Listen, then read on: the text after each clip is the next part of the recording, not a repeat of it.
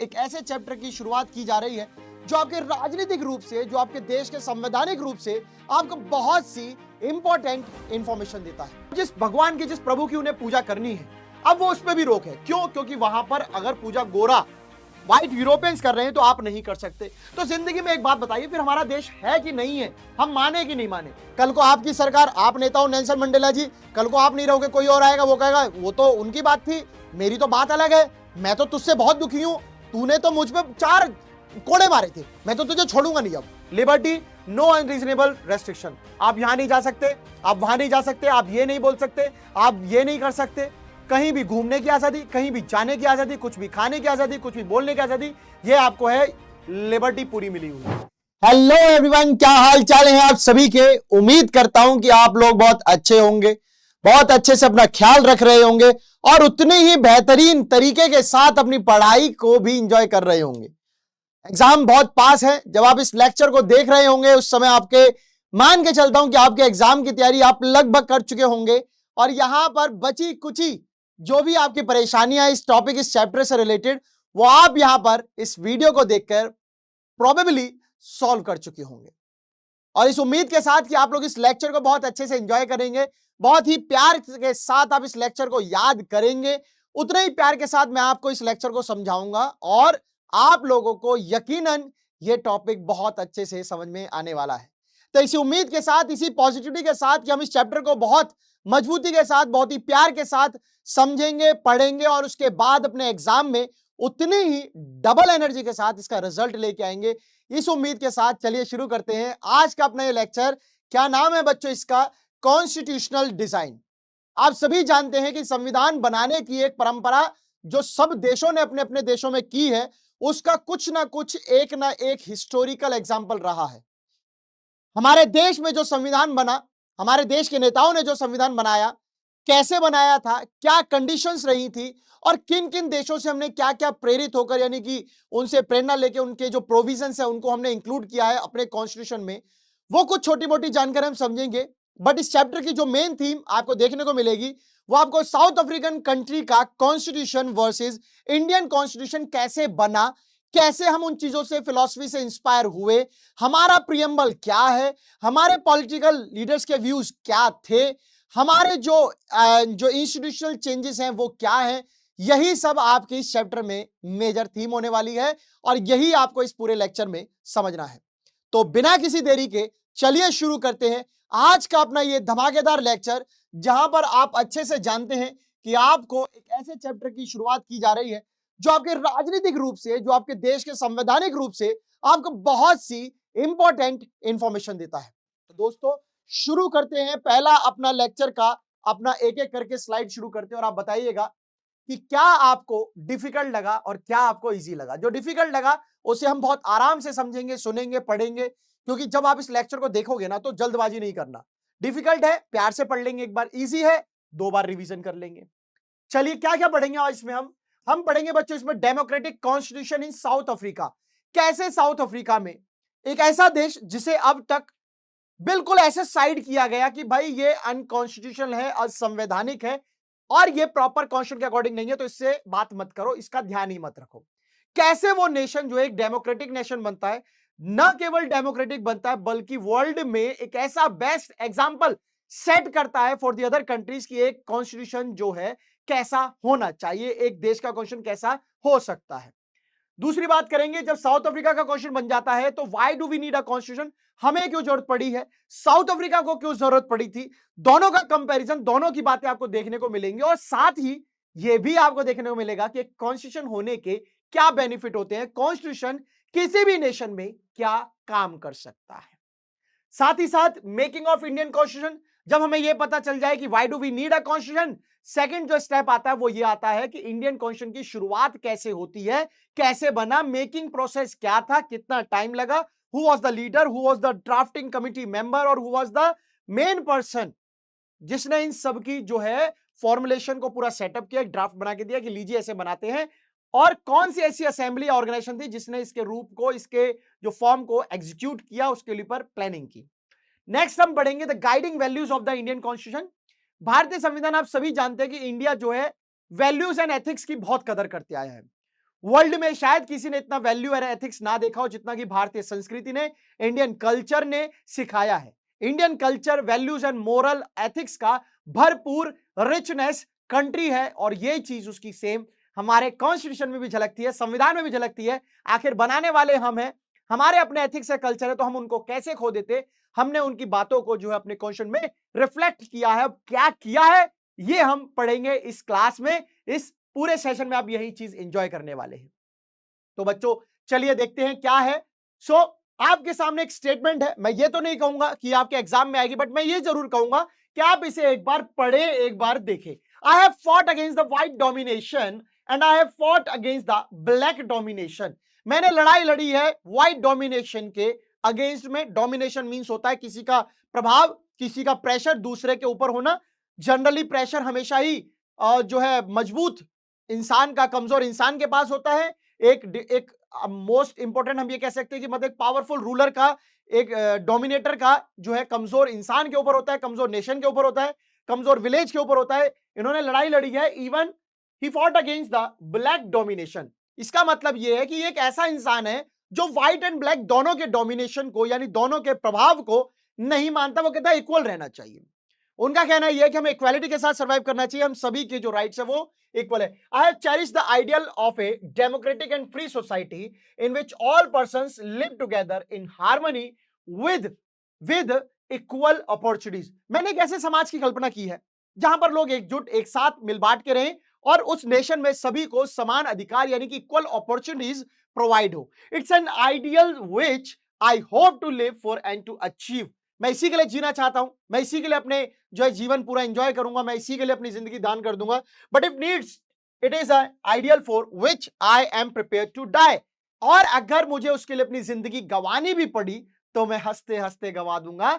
ऐसा किसने कहा था? तो यहां पर आपको स्टोरी समझनी होगी। एक ऐसा इंसान जो ब्लैक एंड व्हाइट दोनों के लिए लड़ा, जिसमें आपको मैं कहूंगा अगर मैं इसको कंबाइंड करके एक चीज समझाना चाहूं कि भाई जहां पर आपको ये दोनों चीजें मिले वो होता है अपार्थाइड। अपार्थाइड का मतलब होता है जब आपको यह कह दिया जाए कि आप गोरे हैं, आप काले हैं, आप दोनों अलग हैं। जब स्किन बेसिस पे, कलर बेसिस पे डिवीजन देखने को मिले सोसाइटी में, उसे अपार्थाइड कहते हैं। तो ऐसी कंट्री आपको जहां पर सबसे ज्यादा यह सिचुएशन देखने को मिली वो थी अफ्रीका। अफ्रीका में एक इंसान जिसको सभी जानते हैं, फर्स्ट उनके जो प्रेसिडेंट बनकर आए, फर्स्ट ब्लैक प्रेसिडेंट जो बनकर आपको देखने को मिले, he was the Nelson Mandela. जी हां, प्यारे नेल्सन मंडेला। आपने देखा होगा अपार्थाइड के खिलाफ हमारे महात्मा गांधी जी ने भी लड़ाई लड़ी है। बट हम जब साउथ अफ्रीका की बात कर रहे हैं तो यकीनन हम नेल्सन मंडेला को भूल नहीं सकते। उनके जो योगदान है, उनका जो पार्टिसिपेशन है वो बहुत बहुत कीमती था, आज भी साउथ अफ्रीका के लिए कीमती है। तो आपको बताना यही था। ये स्टेटमेंट किसकी थी? तो ये स्टेटमेंट थी बच्चों नेल्सन मंडेला की। हम होंगे कामयाब, हम होंगे कामयाब, हम सबको कामयाब होना है, क्योंकि अफ्रीका किसी एक का नहीं था। अफ्रीका किसका था बच्चों? Equal people, equal opportunity, equal citizen. हर इंसान का, हर उसकी इक्वल अपॉर्चुनिटी का, जिसको भी मौका मिले अफ्रीका में कुछ करने का, कुछ देश के लिए करने का, उनका था अफ्रीका, सभी का था अफ्रीका। सो नेल्सन मंडेला एक ऐसे नेता थे जो ना तो ये चाहते थे कि ब्लैक अपनी चलाएं, ना ये चाहते थे कि व्हाइट्स अपनी चलाएं।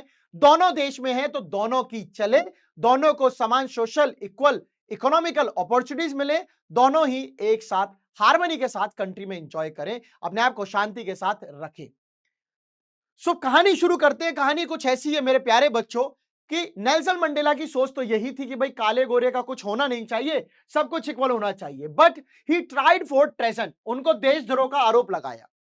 तो हुआ ऐसा कि इस साउथ अफ्रीका में एकदम यूरोपियन आ गए, कहीं से अपने देशों से आ गए, मतलब कहीं से क्या आएंगे, और जो उनके पास हथियार थे, जो उनकी पॉलिटिक्स थी, जो उनकी राजनीति थी, उसके दम पर फोर्सफुली इन्होंने जो है यहां पर रूल करना स्टार्ट कर दिया था। जैसे ही व्हाइट यूरोपियंस ने यह देखा कि यार एक पर्सन हमारे खिलाफ आवाज उठा रहा है, तो क्यों ना इस पर देशद्रोह का, क्योंकि देश का गद्दार है और देश के मालिक हम हैं, तो ये हमारे खिलाफ जा रहा है, मतलब देश के खिलाफ जा रहा है, तो क्यों ना इस पर देशद्रोह का आरोप लगा दिया जाए और इसको जेल भेज दिया जाए, ताकि और लोगों को एग्जाम्पल मिले। इसी बात से व्हाइट यूरोपियन गवर्नमेंट ने जो है हमारे नेल्सन मंडेला पर देशद्रोह का आरोप लगाकर by the south African government ने एक आरोप लगा दिया, क्योंकि साउथ अफ्रीकन गवर्नमेंट उस समय व्हाइट यूरोपियंस की थी, उन्होंने नेल्सन मंडेला पर देशद्रोह का आरोप लगा दिया। नेल्सन मंडेला के साथ साथ 7 और ऐसे लीडर्स थे जो नेल्सन मंडेला का साथ दे रहे थे, उन सभी को लाइफ टाइम इंप्रिजनमेंट दे दिया, लाइफ इंप्रिजनमेंट दे दिया। भाई मतलब जिंदगी ऐसे जो है सलाखों के पीछे कर दी। और ये बात हुई थी 1964 में। इनको लाइफ इंप्रिजनमेंट दे दिया, उम्र कैद दे दी कि भाई आप जिंदगी भर जो अब जेल में रहो। इतनी सी बात के लिए इतनी बड़ा सजा जो है वो दे दी गई। पूरा यूरोप जो है इस तरीके से प्रभाव बना रहा था अफ्रीका पर कि अफ्रीका दब जाए। बट अफ्रीका में साथ साथ जो है वॉल्यूम, लोग जो मास है उसका एक तरफ से जो मूवमेंट स्टार्ट हो जाता है। मूवमेंट था सेम वही कि बॉयकॉट अपार्थेड, क्योंकि नेल्सन मंडेला ने भी बॉयकॉट अपार्थेड ही कहा था। अपार्थेड का मतलब ये जो आप गोरे और काले की जो रंग भेद की नीति चला रहे हो, जो पॉलिसी आप चला रहे हो इस व्हाइट्स एंड ब्लैक्स की, ये अच्छी नहीं है, इसका मैं बॉयकॉट करता हूं। नेल्सन मंडेला ने बॉयकॉट किया, 7 लीडर्स ने बॉयकॉट किया, उनको लाइफ इंप्रिजनमेंट दे दिया गया इन 1964। अब क्या होता है, उनको अपनी जिंदगी के आने वाले जो आगे के 28 ईयर्स थे वो उनको रोबन आइलैंड में गुजारने पड़े। रोबन आइलैंड एक ऐसा सुनसान आइलैंड पर एक जेल बनाया गया था, वहां पर इनको जो है काफी खतरनाक, एक बहुत ही बेकार जेल में जहां पर इंसान दम तोड़ दे आसानी से, वहां पर इनको जो है रखा गया। इन्होंने अपने 28 साल उसी जेल में जो है वो बिताए। जो उनकी लड़ाई थी that was against the apartheid लड़ाई थी। अपार्थाइड क्या है मैं आपको बता चुका हूं, बट फिर भी एक बार देख लेते हैं। अपार्थाइड एक सिस्टम है, it is an system of racial discrimination. जब आप कलर के ऊपर डिवाइड करना लोगों को शुरू करते हो उसे अपार्थाइड कहते हैं। जो व्हाइट यूरोपियंस थे they imposed this system on South Africa. उन्होंने क्या किया, साउथ अफ्रीका में जाते ही ये जो सिस्टम है, जो उनका रूल है वो थोप दिया कि तुम काले हो, तुम यहां के लोग हो, हम गोरे, हम ज्यादा बेहतर हैं, हम तुमसे ज्यादा सुपीरियर है, तुम इंफीरियर हो, तुम इस लायक नहीं हो कि तुम हमारे साथ बैठ पाओ, और तुम लोग यहां पर मत रहो, या फिर तुम लोग रहोगे भी तो तुम लोग जो है हमारे कब्जे में या फिर हमारे अंडर रहोगे। तो ऐसी कुछ बातें करके अपार्थाइड सिस्टम को व्हाइट यूरोपियंस ने जो पूरे अफ्रीका में फैला दिया। जो 17वीं और 18वीं सेंचुरी थी, during the 17 and 8 centuries trading companies from Europe occupied with arms and forces. आपको हैरानी होगी कि जो यूरोपियंस थे वो कोई खुशी से यहां पे ऐसे नहीं आए, वो ट्रेड का बहाना करके, जैसे इंडिया के साथ इन्होंने किया वैसे यहां पे ट्रेड का बहाना करके यहां के लोकल रूलर्स को परेशान किया। बाद में यहां पर फोर्सफुली हथियारों के तौर पे अपनी पावर का जो डिस्प्ले देकर, अपनी पावर का प्रदर्शन करके यहां पर ड्यूरिंग 17 एंड 18 सेंचुरीज में यहां पर वो सेटल होने शुरू हुए, यहां पे वो कब्जा करने लगे। अब जो यहां के नेटिव लोग थे, यानी यहां के जो लोकल लोग थे, जो साउथ अफ्रीका के जो लोकल लोग थे, देवर ब्लैक इन कलर। आप सभी जानते हैं कि अफ्रीका के जो लोग थे उनका जो निजी रंग है, जो उनका रियल कलर है, जो वहां पे पैदाइशी है, जो वहां पाए जाते थे, देवर ब्लैक्स। और यही जो डिफरेंस था white European and black African के बीच में, यही जो पॉलिसी है डिवीजन की, that is apartheid policy, apartheid system. बात यही नहीं रुकती, और देखिए ये जो नेटिव्स थे, अब बहुत कॉमन सी बात है कि अगर हम किसी के घर जाते हैं तो उनकी काउंटिंग हमसे ज्यादा होती है ना। अगर हम किसी के देश जाएंगे, मान लीजिए मैं अफ्रीका गया, तो मेरी पॉपुलेशन ज्यादा होगी कि अफ्रीकन पॉपुलेशन की ज्यादा होगी? अफ्रीकन की ज्यादा होगी, ऑब्वियसली मैं उनके देश गया हूं। जब वो मेरे देश आएंगे तो मेरी कंट्री में मेरे लोगों की पॉपुलेशन ज्यादा होगी, उनकी कम होगी, पूरा देश तो उठ के नहीं आ जाएगा मेरे देश में। So they made up of the 3/4 of the population. किन की बात हो रही है? ये बात हो रही है बच्चों ब्लैक्स की। ब्लैक्स की जो काउंटिंग है वो 3/4 है। वो 3/4 की पॉपुलेशन क्या बच्चों? ब्लैक्स की पॉपुलेशन, ये आपके सामने लिखा हुआ है, वो ब्लैक्स थे। बात और सुनिए, अपार्थाइड ने क्या किया? अपार्थाइड ने लोगों को डिवाइड कर दिया।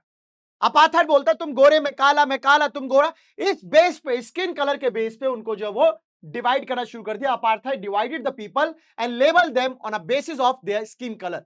पहचान कैसे हो गई लोगों की? अब अफ्रीकन नहीं है, यूरोपियन नहीं है, भाई हम व्हाइट है, तुम ब्लैक हो, मतलब अफ्रीकन यूरोपियन का कोई चक्कर नहीं है, सीधा व्हाइट एंड ब्लैक का चक्कर है कि आप गोरे मैं काला, आप काले मैं गोरा। इस तरीके से जब लेवलिंग चल रही थी, वो अपार्थाइड सिस्टम ने लोगों में फूट डालनी शुरू कर दी, बंटवारा शुरू कर दिया।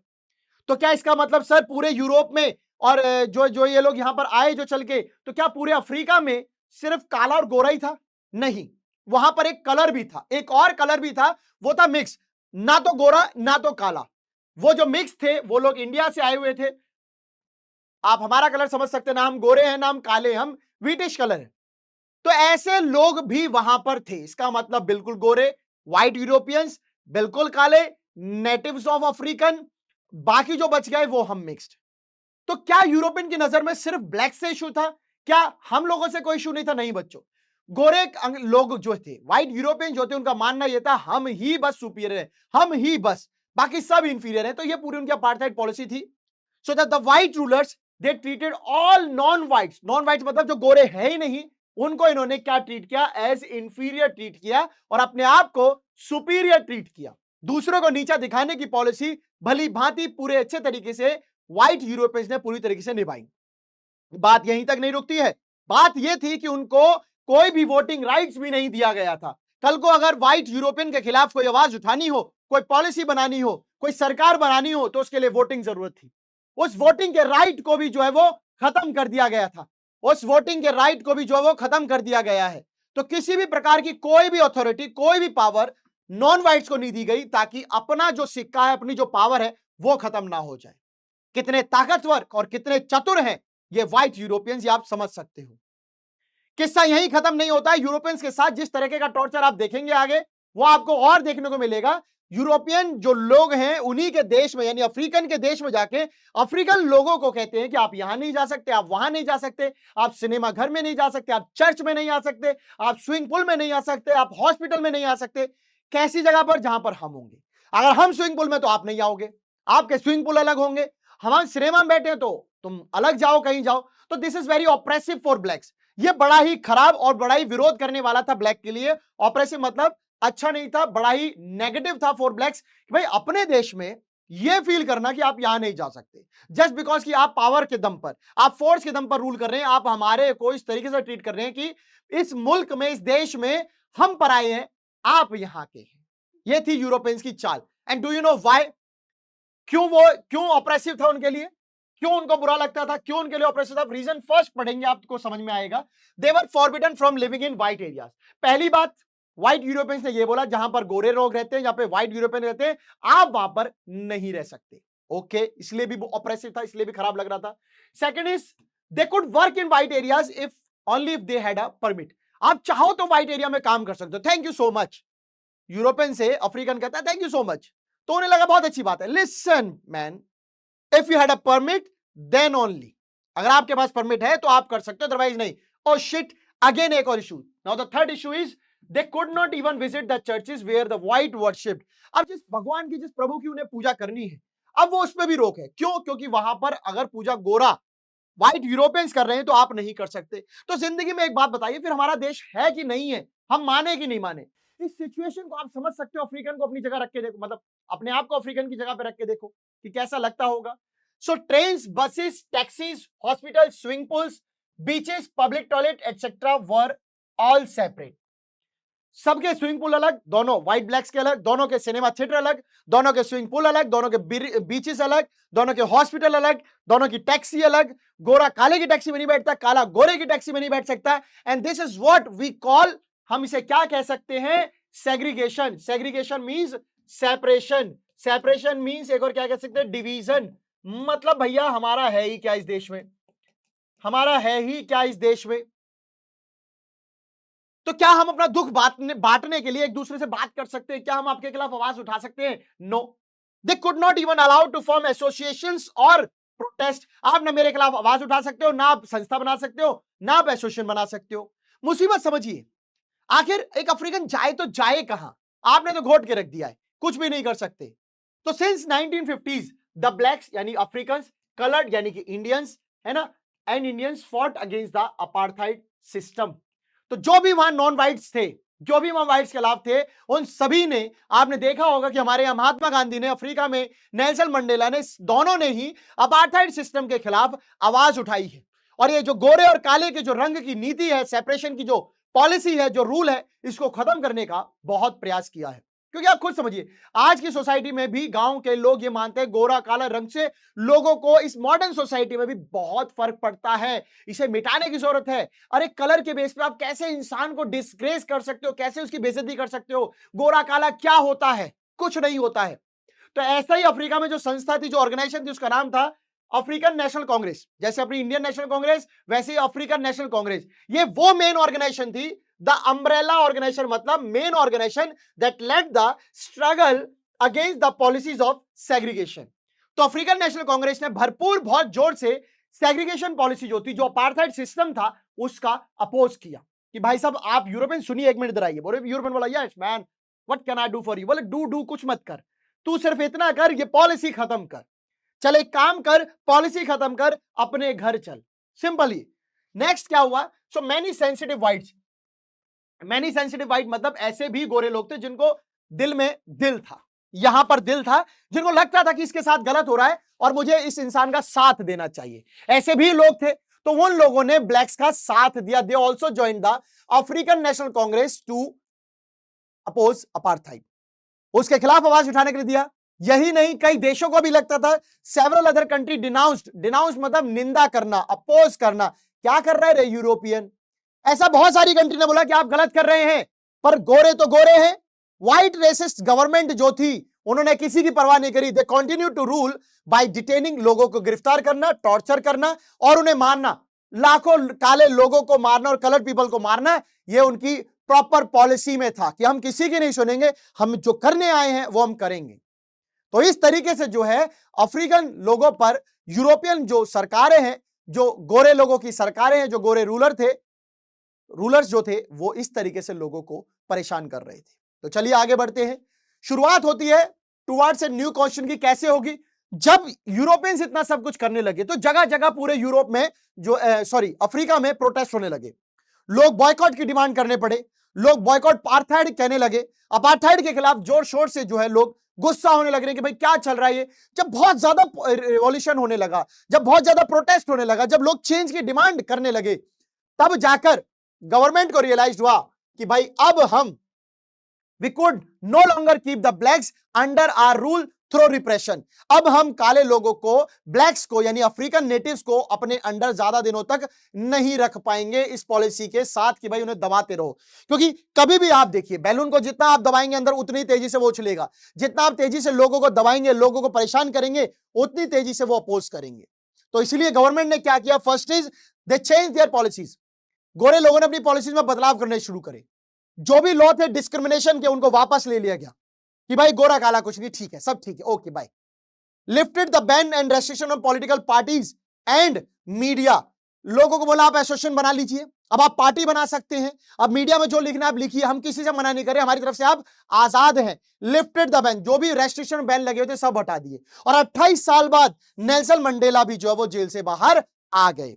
तो इस पूरे अपार्थाइड सिस्टम में लोगों की डिमांड ये थी, हमारे नेता को बाहर निकालो, नेता हमारे ये हैं। तो लोगों का सपोर्ट नेल्सन मंडेला को बखूबी मिला।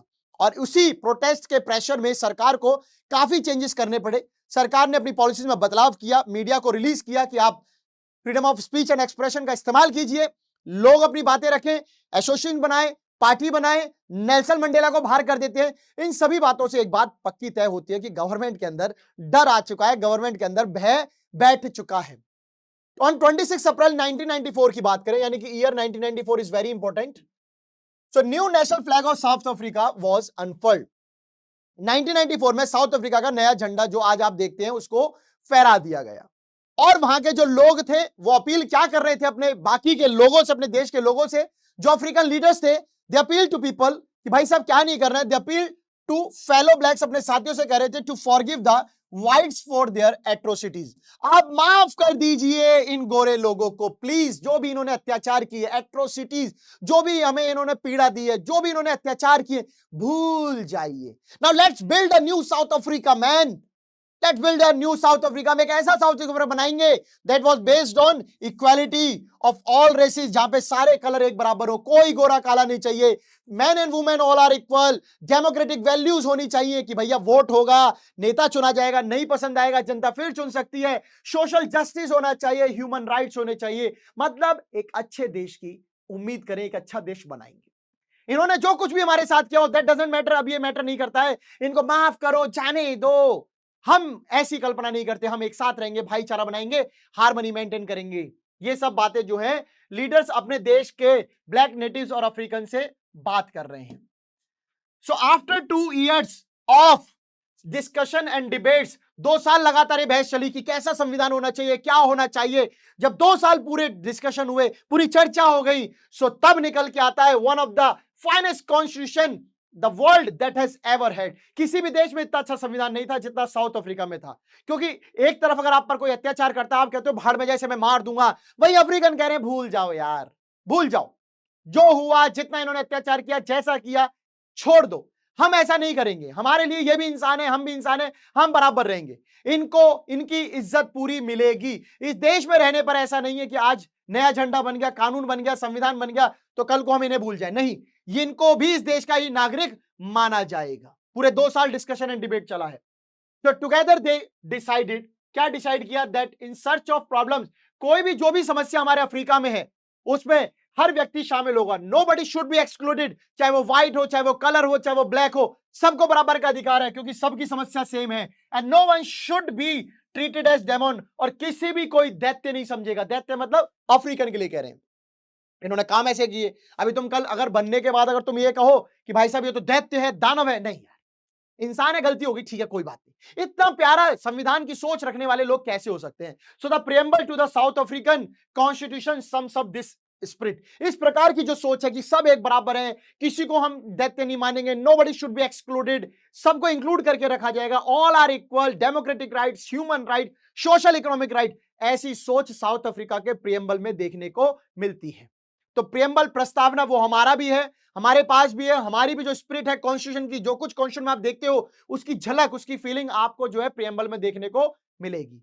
प्रियम्बल अगर पढ़ना हो तो एनसीईआरटी जो बुक होती है उसमें शुरुआत में एक प्रियम्बल दिया होता है, एक बॉक्स होता है we the people of India, वो पूरा आप पढ़ लेंगे तो आपको लगेगा कि यार देश हमारा है, हम देश के, हम सब एक हैं, भाईचारा बनाए रखना चाहिए, सभी धर्म बराबर हैं, सभी को अधिकार है, वोटिंग अधिकार है, डेमोक्रेटिक है, रिपब्लिक है, सब कुछ तो है। तो यही सब फीलिंग जो है वो साउथ अफ्रीका के ये इसमें जो है प्रियम्बल में भी नजर आती है। उम्मीद है कि आपको यहां तक सब कुछ समझ में आ रहा होगा। सो अगर आपको अच्छा लग रहा है तो प्लीज कमेंट सेक्शन में बता दीजिए आपको कैसा लग रहा है। सुनने के लिए मेरे कान तरस गए हैं कि आपको यहां तक सब चीजें समझ में आ गई कि नहीं आ गई। बढ़ते हैं नेक्स्ट टॉपिक की तरफ। A state denounced by the entire world till 1994 as the most undemocratic। 1994 तक सब देश कहते थे ये तो अनडेमोक्रेटिक है, ये कैसा देश है, इसमें तो गणतंत्र की भावना भी नहीं आ सकती, ये तो एकदम से डेमोक्रेटिक भी फील नहीं होता, यहाँ पे तो डेमोक्रेसी आ ही नहीं सकती। Now they are seeing as a model of democracy, और अब दुनिया उसको मॉडल ऑफ डेमोक्रेसी मान रही है कि अगर डेमोक्रेसी हो सकती है ना मैन, तो ऐसी हो सकती है। जहां पर देखो कितना सताया यार, कितना मारा, फिर भी उस देश के लोगों को अपना मान रहे हैं, फिर भी उस देश के लोगों को ये कह रहे हैं कि चल यार कोई बात नहीं, क्या देश है, क्या बात है। ऐसा जज्बा जो है वो हर किसी में नहीं हो सकता, तो इसीलिए उसको जो है कैसा देखा जा रहा है बच्चों, as a model of democracy देखा जा रहा है। वेरी इंपॉर्टेंट, कितनी अच्छी बात है। So now the next question is why do we need a constitution. बात अगर हम करें साउथ अफ्रीका की, तो साउथ अफ्रीका ने झंडा फहरा दिया है, नए संविधान की पूरी तैयारी हो गई है। सो साउथ अफ्रीका को संविधान की क्या जरूरत है जब सब ठीक तो हो गया।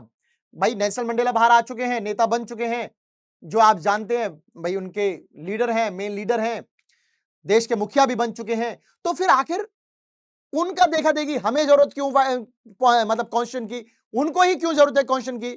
तो यहां पर आप कुछ रीजन पढ़ोगे, हमें क्यों जरूरत है उससे पहले हम जान लेते हैं कि संविधान जो है साउथ अफ्रीका के लिए क्या रोल प्ले कर रहा था, कॉन्स्टिट्यूशन की क्या इंपॉर्टेंस थी for the south Africa, south Africa के लिए क्या जरूरत है। सो अंडरस्टैंड कीजिए पहले साउथ अफ्रीका का सिनेरियो का, याद कीजिए साउथ अफ्रीका में क्या हुआ। व्हाइट यूरोपियंस ने ब्लैक्स को परेशान किया, कलर्ड को परेशान किया, लोगों की बहुत परेशानियां हुई। अब जब संविधान पलट चुका है, मतलब उनका नहीं सब कुछ इनका है, ब्लैक्स का है, तो ऑब्वियसली बात है कि ब्लैक्स उनको परेशान कर सकते थे। ब्लैक्स चाहते तो यूरोपियंस की खाल उधेड़ सकते थे, चाहते तो उनको मार सकते थे, चाहते तो उनको देश में बहुत बुरी तरीके से बेइज्जती कर सकते थे, है ना। बट ऐसा नहीं हुआ। उन्होंने क्या बोला, वी ऑल आर इक्वल, हम सब बराबर हैं, ठीक है, आपकी इज्जत हमारी इज्जत बराबर है, ना आप देते हैं ना हम देते हैं, जो कुछ हुआ ठीक है, समय के हिसाब से हुआ, सब ठीक है, आप भी इस देश में रहेंगे, हम भी रहेंगे। पर एक बात बताइए, मेजोरिटी 3/4 तो ब्लैक्स की थी, कल को अगर वो 3/4 जो उन गोरे लोगों को, व्हाइट यूरोपियंस को 1/4 को दबा देते, तो उनको कैसे महसूस होगा कि यार हम इस देश में सिक्योर हैं। मतलब कल को तुम्हारी संख्या ज्यादा है, तुम हमें मार भी तो सकते हो, तुम वो बदला भी तो ले सकते हो, जो हमने तुम्हारे साथ गलत किया तुम उसका बदला भी ले सकते हो। तो इस बात की गारंटी कहां है कि हम लोग सुरक्षित रहेंगे, हम लोगों की इक्वालिटी होगी, हमारी जो प्रॉपर्टी है वो तुम छीन नहीं लोगे, क्योंकि हमने बड़ी जैसे तैसे बनाई है मेहनत के साथ, तुम कल को ऐसे गुस्से में आके मारपीट के हमसे छीन ली, तो इन सब बातों की गारंटी आखिर देगा कौन, कौन देगा। सो अगर आप सोचेंगे, सिनेरियो समझें, तो आप एक बात समझ चुके होंगे, African and Europeans were planning to live together. यही बात है, मानते हो कि नहीं मानते हो, दोनों यही एक साथ रहना चाह रहे हैं। अब भाई यूरोपियंस कह रहे हैं ठीक है आप चला लो, अब इनकी सरकार बन चुकी है, इनका संविधान बन चुका है, अब गोरों का क्या होगा। तो नेटिव्स ऑफ अफ्रीकन कहते हैं आप हमारे साथ रहोगे। पर बात यह है दोस्तों, it is not so easy, ये इतना आसान भी तो नहीं है। बात हवा में थोड़ी है भाई, एक ने मुझको बहुत डंडे मारे हो, आज मेरी सरकार आ जाए मैं तो खालू देड़ दूंगा उसकी। तो क्या ऐसा होने वाला था? तो इसी शक पर आप ये बात लिख सकते हैं कि it was not easy for them to trust each other. दोनों की तरफ से प्रॉब्लम थी भाई, उनके पास हथियार और गोले बारूद हैं, कल को हमको मार दिया तो, और उधर से गोले डर रहे हैं कि संख्या इनकी ज्यादा है, संविधान इनका बन चुका है, कल को हमको मार दिया तो ट्रस्ट इशू, विश्वास नहीं है। So they wanted to safeguard their interest. तो दोनों ही अपने इंटरेस्ट की बात करना चाहते हैं। वो कह रहे भैया मेरी भी सुनने देना, तुम कह रहे हो तुम्हारी भी सुनने देना। पर बात ये है बच्चों कि दोनों का विश्वास बनेगा कैसे? भाई हवा में मैं कह दूं ठीक है मैं तुम्हें कुछ नहीं कहूंगा, तुम कह दो मैं कुछ नहीं कहूंगा, और कल जाके कर दिया तो यहां पर कुछ लिखित में चाहिए, कुछ रिटर्न में चाहिए। सो ब्लैक्स क्या चाहते हैं? दे वांटेड क्या?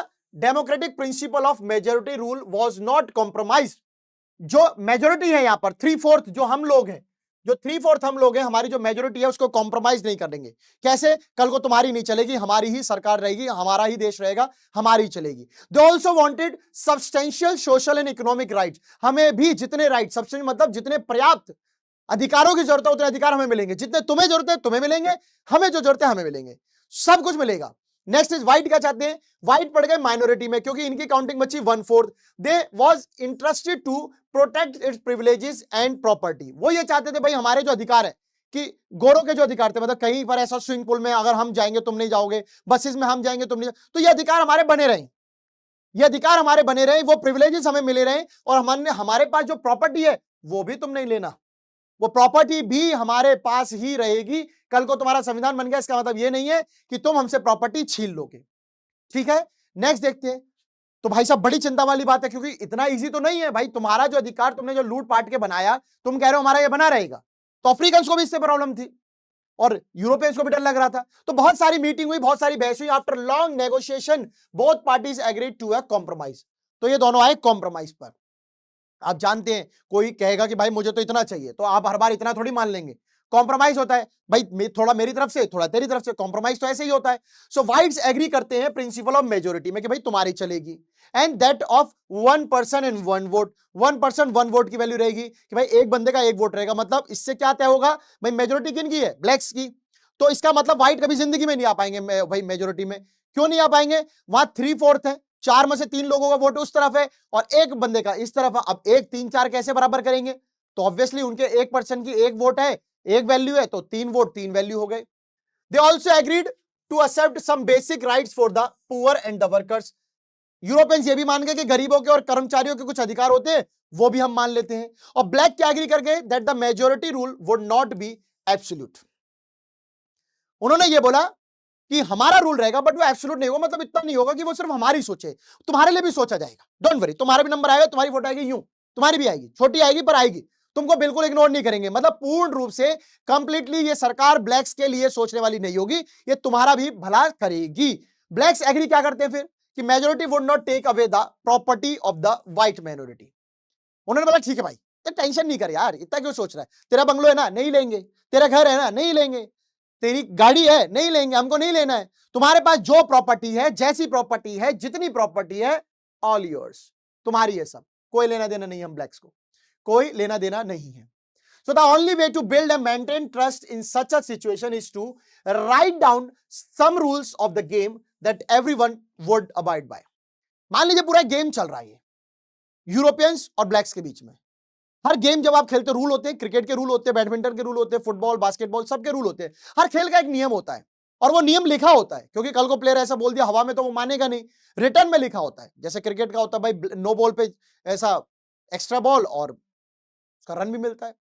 तो ऐसे ही यहां पर ये मान लिया कि भाई ये सब जो कुछ आपने बोला है कि मेजोरिटी का रहेगा, माइनॉरिटी का भी ध्यान रखा जाएगा, ये सब रिटर्न में होना चाहिए और जिसको हर कोई माने, वुड अवॉइड मतलब जिसको सब कोई मानेगा, तो ऐसा कानून होना चाहिए। So they agreed on some basic rule, दोनों के दोनों कुछ बेसिक रूल पे एग्री करते हैं।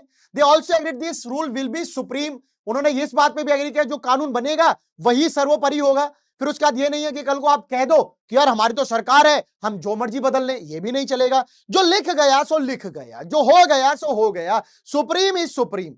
सो no government will be able to ignore this. कल को आपकी सरकार, आप नेता हो नेल्सन मंडेला जी, कल को आप नहीं रहोगे, कोई और आएगा, वो कहेगा वो तो उनकी बात थी, मेरी तो बात अलग है, मैं तो तुझसे बहुत दुखी हूं, तूने तो मुझ पे 4 कोड़े मारे थे, मैं तो तुझे छोड़ूंगा नहीं। अब नेल्सन मंडेला का नेल्सन मंडेला जाने, भाई हमने तो नहीं समझते। तो इस प्रकार लोगों के हिसाब से जो टॉर्चर वैरी होगा, उसमें आने वाली सरकार भी उस लॉज, उस रिटर्न रूल्स को नहीं बदल पाएगी। सो यही जो सेट ऑफ बेसिक रूल है, यही जो सारे बेसिक रूल थे, इन्हीं को ही कहते हैं हम कॉन्स्टिट्यूशन। कॉन्स्टिट्यूशन क्या होता है? सेट ऑफ बेसिक रूल्स, जो आपके नॉर्मल रूल्स होते हैं, बेसिक जो कानून होते हैं, जिससे कोई देश चलता है, जिससे वहां के लोग चलते हैं, जिससे वहां के लोग कंट्रोल में रहते हैं, जिससे वो देश डेमोक्रेटिक फील होता है, वही सब कॉन्स्टिट्यूशन कहलाता है। उम्मीद है कि यहां तक समझ गए कि नहीं समझ गए? बताओ, कोई टेंशन, कोई परेशानी तो नहीं है, कोई समझने में दिक्कत तो नहीं है? बहुत सिंपल सी बात है। हम एक संविधान का जो फॉर्म है, एक अच्छे संविधान का जो रूप है, एक अच्छा संविधान कैसा होना चाहिए, वो हम बता रहे हैं कि अफ्रीका में ऐसा है। अफ्रीका कैसे गुड कॉन्स्टिट्यूशन की जो है बेस को तैयार कर रहा है, वो आपको रिफ्लेक्ट कर रहा है कि भाई एक ऐसा कंट्री कैसा हो सकता है। बेशक आप पे लाख जुल्म उठाए हो, बट आपने उनको भी वैल्यू की है, आपने उनके राइट्स को प्रोटेक्ट किया है, आपने उनकी मतलब प्रॉपर्टी को प्रोटेक्ट किया है, आपने उनका ध्यान रखा है। तो ये सब चीजें आपको समझने को मिल रही हैं। The constitution of a country is a set of written rules that are accepted by all people living together in a country. जो संविधान होता है, that is a set of basic rules, ये हम जान चुके हैं। उस रूल्स का, उस कॉन्स्टिट्यूशन का बच्चों फायदा तब है जब वहां के लोग उसे माने। मान लो आप संविधान बना दिया, आप नहीं मान रहे, तो संविधान किसके लिए बना? संविधान बना for people, for citizen. Citizen उसको मानेंगे तब जाके उस संविधान की वैल्यू, अदरवाइज उसकी कोई वैल्यू नहीं है। आप कहते हो कानून है, मैं मानता नहीं। आपने देखा होगा बहुत सारे लोग कानून की इज्जत नहीं करते, तो उनके लिए कोई एग्जिस्ट ही नहीं है, तो फिर उनके लिए कानून ही क्या और उनके लिए लॉ ही क्या? कुछ नहीं है। सो अगर लोग उस कानून को पालन करते हैं, रूल्स को पालन करते हैं, तो ये क्वेश्चन अच्छी चीज की निशानी है। तो कॉन्स्टिट्यूशन क्या है? एक सुप्रीम लॉ है जिसमें सब कुछ लिखा है। वो क्या डिटरमाइन करता है? Relationship among people living in a territory and also the relationship between the people and the government. Constitution लोगों के लिए नहीं है, कॉन्स्टिट्यूशन सरकार के लिए भी है, कॉन्स्टिट्यूशन पूरे देश के लिए है, कॉन्स्टिट्यूशन उस हर पर्सन के लिए जो उस देश में रहता है, चाहे वो पर्सन सरकार में बैठे हो, चाहे वो पर्सन सरकार से बाहर बैठे हो। तो संविधान क्या है? संविधान रिश्ता बनाता है कि देखिए आपके कुछ राइट्स है, सरकार आपके कुछ राइट्स है, आप इनके राइट्स को नहीं छीन सकते और पीपल आप सरकार के राइट्स को नहीं छीन सकते। इस तरीके से मैं आपका रिश्ता बनाता हूं। मैंने ऐसे कानून जानता हूं, ऐसे कानून है जो आपको एकदम मीडिएट करके रखेंगे, वो कॉन्स्टिट्यूशन है। कॉन्स्टिट्यूशन ऐसा है जो आपको कंट्रोल में रखता है। जैसे मान लो कल को आपने वोटिंग देते हो, वो कॉन्स्टिट्यूशन में लिखा हुआ, वो आपका अधिकार है, आप उनको वोट दोगे, लोग उसके बाद आपकी ना सुने, ये भी आपका अधिकार है कि भाई सुनेंगे, वो भी अकाउंटेबल है। तो इस तरीके से कॉन्स्टिट्यूशन जो है वो रिश्ता बनाता है। तो कॉन्स्टिट्यूशन क्यों जरूरी है, वो क्वेश्चन अभी भी हमारा बाकी है। अभी तो हमने सिर्फ ये पढ़ा है कि भाई कॉन्स्टिट्यूशन के क्या फायदे अफ्रीका को हो सकते हैं, क्यों जरूरी था, वो हमने पढ़ लिया। बट कॉन्स्टिट्यूशन क्यों जरूरी है, why do we need a constitution, ये क्वेश्चन स्टिल पेंडिंग है हमारे इधर दिमाग में। सो हम इसके लिए कुछ पॉइंट्स पढ़ते हैं। कॉन्स्टिट्यूशन बहुत सारी चीजें कर सकता है, क्या कर सकता है, अगर हम वो समझ ले तो हम ये कह सकते हैं constitution is very important for a nation. So बहुत ज्यादा जरूरी है। सो पहला is it generates a degree of mutual trust and coordination. ये हमने यूरोपियंस और ब्लैक्स के बीच में पढ़ा, जो उनका म्यूचुअल ट्रस्ट था, जो कोऑर्डिनेशन था, वो आया ही कॉन्स्टिट्यूशन की वजह से है। क्वेश्चन में आया कैसे? रिटर्न में लिखा था तो वो मान गए, दिल का डर निकल गया, वरना हवाबाजी कौन मानता? सो वो क्यों जरूरी है? That is necessary for different kind of people to live together. अगर संविधान नहीं होता, प्रैक्टिकली सोचिए, हमारे भारत में अगर संविधान नहीं होता, फिर वो कहता कि भाई तुम्हारा एक अधिकार है, बोला तुम्हारा होगा तो होगा, हमारा भी अधिकार है, कोई मानता ही नहीं। क्या है? कॉन्स्टिट्यूशन सबका सेम, कॉमन प्लेटफॉर्म क्या है? कॉन्स्टिट्यूशन है। उस कॉन्स्टिट्यूशन में चाहे आपके हिंदूज हो, चाहे आपके मुस्लिम हो, सिख हो, ईसाई हो, बौद्ध हो, जैन हो, कोई भी हो, आप रिलीजन से अलग हो सकते हो पर कॉन्स्टिट्यूशन से अलग नहीं हो सकते। संविधान भारत का है, संविधान किसी रिलीजन का नहीं है। तो संविधान इसलिए बहुत सारे लोगों को एक साथ रहना सिखाता है। ठीक है, नेक्स्ट देखते हैं। Secondly, it specify how the government will be constituted and who will have the power to take which decision. संविधान के अकॉर्डिंग आप जनता के पास ये वोटिंग का अधिकार है, आप अपने मनपसंद नेताओं को चुनते हैं, फिर वो आपके लिए काम करते हैं। तो इसका मतलब इस देश में कौन डिसीजन लेगा, इस बात का फैसला भी संविधान में है, क्योंकि संविधान ने आपको वोटिंग अधिकार दिया है। ना संविधान होता, ना वोटिंग अधिकार होते, ना चुनी हुई सरकार होती, ना देश चलता। तो कौन सरकार चलाएगा, कौन डिसीजन लेगा, यह भी संविधान में लिखा हुआ है। Next is limits on the powers of the government. सरकार कल को बन गई, अपनी मर्जी से कुछ भी करे, ऐसा जनता को समझे ही ना, देश बेच के चली जाए, कल को कुछ हो जाए, ऐसे कैसे हो जाएगा? तो सरकार के कामों पर लिमिट लगाने के लिए, क्योंकि सरकार के पास खजाना है, कल वो पैसे को लेकर सब मंत्री अपने अपने घर में भर लेंगे, फिर कह देंगे अब हमको कोई मतलब नहीं है देश से, भारत देश से। तो ऐसा ना हो, इसके लिए सरकार पर जो लिमिट बनाने का काम है वो भी कॉन्स्टिट्यूशन करता है। Next is it expresses the aspirations of the people about creating a good society. एक अच्छा देश हर कोई चाहता है, एक अच्छा संविधान उसको अच्छा देश बनाता है।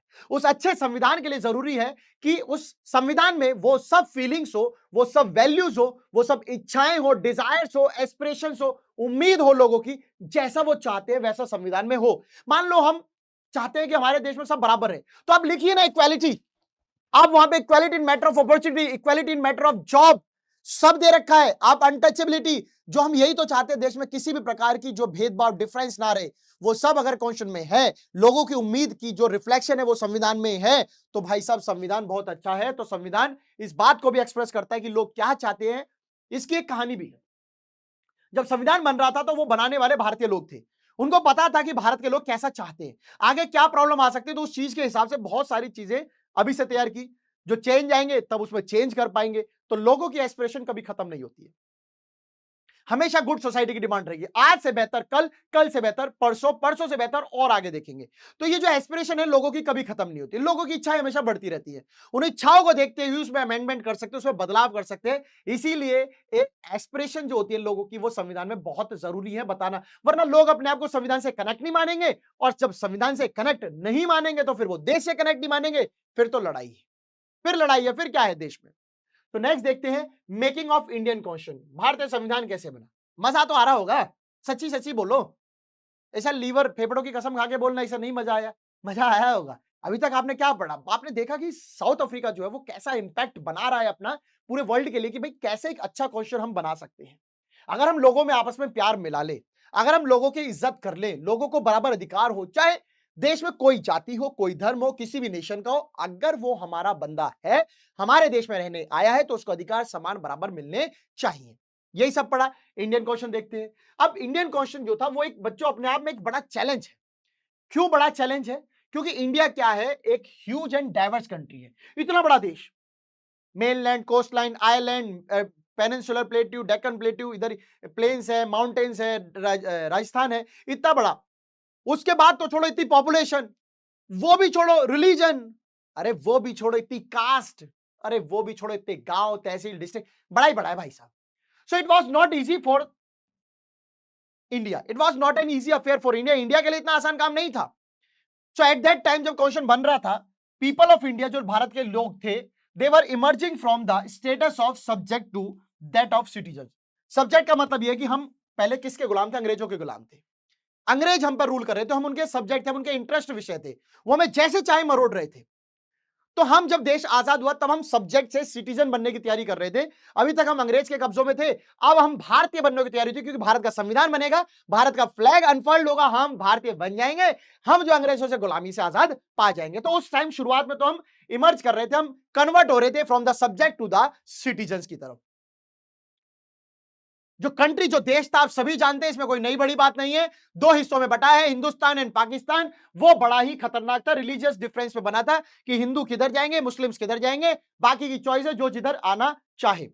तो रिलीजन, धर्म के आधार पर जो पार्टीशन हुआ वो सभी जानते हैं। इस पार्टीशन की जो लड़ाई थी, इस पार्टीशन का जो इंसिडेंट था, जो मूवमेंट था, इसमें लगभग 10 lakh people were killed, 10 lakh लोग मारे गए on the both side in the border in partition related violence.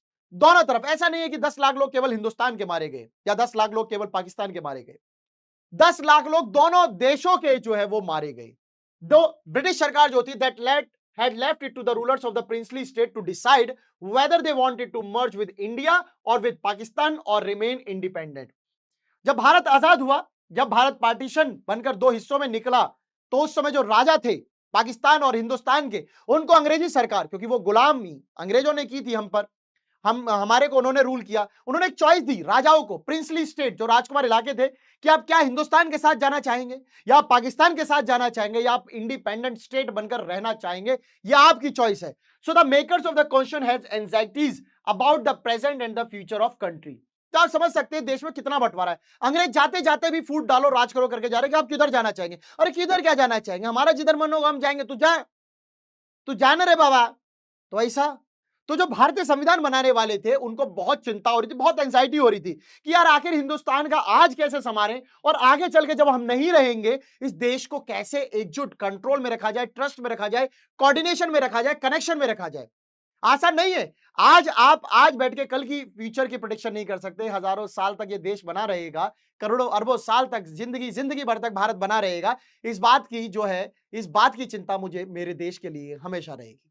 और जब मुझे मेरे देश की चिंता रहेगी तो मुझे यह भी पता रहेगा इस देश में कहीं कभी ऐसा ना हो जाए कि कभी दंगे हो जाए, कभी लड़ाई हो जाए, रिलीजन के बेस पर कभी आग बबूला हो जाए और देश में बंटवारा फिर से एक बार देखने को मिल ना जाए। तो इस बात की चिंता भारतीय नेताओं को बहुत जोर से सता रही थी। So as far as back in 1928, अगर बात करें 1928 की, तो मोतीलाल नेहरू और 8 अदर कांग्रेसी नेताओं ने एक कॉन्स्टिट्यूशनल ड्राफ्ट किया था। 1928 में कॉन्स्टिट्यूशन की प्रारूप एक कॉन्स्टिट्यूशन एक ड्राफ्ट किया, मतलब एक तैयारी शुरू की। 1931 में the resolution at the Karachi session, मतलब जो इंडियन नेशनल कांग्रेस का एक मीटिंग हुई थी कराची जगह में, इंडियन नेशनल कांग्रेस की मीटिंग होती है, तो वहां पर क्या पता लगता है, dwelt on how independent India's constitution should look like. वहां पर उन्होंने बताया कि भारतीय जो संविधान है, जब भारत आजाद हो जाएगा तो आजाद भारत का आजाद संविधान कैसा रहेगा, मतलब हमारा संविधान कैसा दिखेगा। ये बात उन्होंने जो है वो 1931 कराची सेशन में बताई। क्या क्या बताते हैं भाई साहब, देखिए। Inclusion of universal adult franchise, 18 साल से ऊपर सबको वोटिंग का अधिकार होगा। Right to freedom and equality, सबको आजादी मिलेगी, सब एक लोग बराबर होंगे। To protect the rights of minority, जो माइनॉरिटीज हैं वो मेजोरिटी के आगे कमजोर नहीं पड़ेंगे, उनको भी बराबर का अधिकार मिलेगा। ये सब होगा भविष्य का, ये सब हमारे कॉन्स्टिट्यूशन का पार्ट आज भी है। तो the familiarity with the political institutions of colonial rule also helped to develop an agreement over the institutional design. Bharat का संविधान भारत के लिए कैसा बनेगा, इस बात की ज्यादा जानकारी तो हमें है नहीं, बट जिस तरीके से ब्रिटेन ने हम पर रूल किया, ब्रिटेन के जो इंस्टीट्यूशन थे, ब्रिटेन की जो संस्थाएं थी कि भाई ये सीबीआई होती है, ये पुलिस होती है, ये पार्लियामेंट होता है, यहाँ नेता बैठते हैं, इस सब चीज ने हमें इतना ज्ञान तो करा दिया था कि देश को चलाएंगे कैसे, देश का संविधान बनेगा कैसे, ये पूरा इंस्टीट्यूशन रन कैसे होगा, ये तो सीखते। भाई आपने देखा होगा डॉक्टर के साथ एक कंपाउंडर रहता है, वो लगभग आधा डॉक्टर हो लेता है। क्यों? क्योंकि जो वो डॉक्टर जैसा काम करता है वो वैसा सीखता जाता है। तो भारतीय इस बात से सीख रहे थे। So British rule had given voting rights only to a few. ये बात तो हम जानते हैं कि भारतीय लोगों को पूर्ण रूप से जो है वोटिंग के अधिकार अंग्रेजों ने नहीं दिए थे, जिस वजह से उनका जो विधानसभा थी, जो उनकी विधायिका थी, उसमें भारतीय लोग भी कम थे, उसमें मेजोरिटी अंग्रेजों की ज्यादा होती थी। इस वजह से जो उनका लेजिस्लेचर है वो बड़ा ही वीक था। British had a legislature had introduced very weak legislature। उनमें वही लोग थे। वीक लेजिस्लेचर हम इसलिए भी कह सकते हैं क्योंकि प्रॉपर रिप्रेजेंटेशन नहीं है, भारतीय लोगों को वोटिंग का अधिकार नहीं, तो भारतीय वहां कैसे ही आएंगे, तो वो सब नहीं था। So elections were held in 1937 to provincial legislature and ministries all over British India. Elections होते हैं, कब होते हैं बच्चों? 1937 में होते हैं। पूरे लेजिस्लेचर, मतलब जैसे हमारा आज का लोकसभा राज्यसभा है, ऐसे होते हैं। सब मिनिस्ट्री के लिए इलेक्शन हुए थे 1937 में। पर आप समझ सकते हैं कि वीक लेजिस्लेचर तो रहेगा ही रहेगा। So the experience gained by the Indians in the working of the legislative institution, जो हमारे कुछ नेता चुनकर यहां पर आए थे, उनको इस बात से एक फायदा मिला।